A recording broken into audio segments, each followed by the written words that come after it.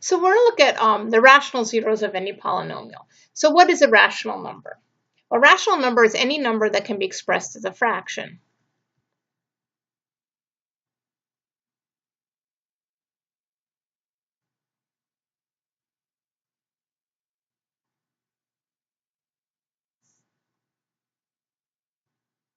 Remember, integers are rational numbers, right? Because if I have the number 2, I can express it as a fraction as 2 over 1.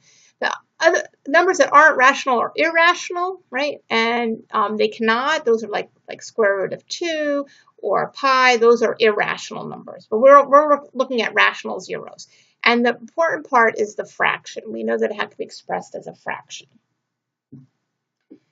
So if I have a polynomial, let's say I have this. F of x is 3x to the 5th minus 2x to the 4th plus x cubed plus 5x minus 1. How am I going to find the zeros? Well, we didn't really learn any factoring rules. And we can guess, but it'll probably take a long while, and it wouldn't be very productive because we don't know anything about it. But we do have a method we can use. And it's a method that gives us a list of things that we can use when we guess. So we have a finite number of values to guess with, as opposed to just guessing out of the blue and trying to figure out what might work. And let's say we don't have a calculator, so we can't graph it. So this is what the rational zeros theorem says. If I have a polynomial, f of x, and it's a n x to the n plus a n minus 1 x to n minus 1,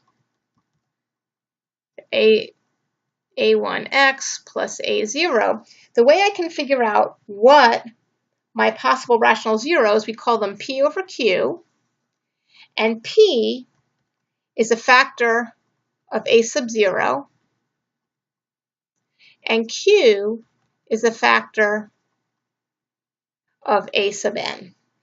And I look at all the possibilities, and then I can find a factor. So here's a question. What if a sub 0 is 0? So there's no constant. Well, what you're going to do is you can factor out an x, and then you'll have your new p and factors for p and factors for q, right? So it's okay. It's fine if you have it that way. You would just factor something out. Like let's say I had f of x is 5x to the 5th plus x to the 4th minus 2x squared plus x. I can rewrite that as x times 5x to the 4th plus x cubed minus 2x plus 1. And now I have my a sub 0 and my a sub n. I'm going to use those for my p's and my q's.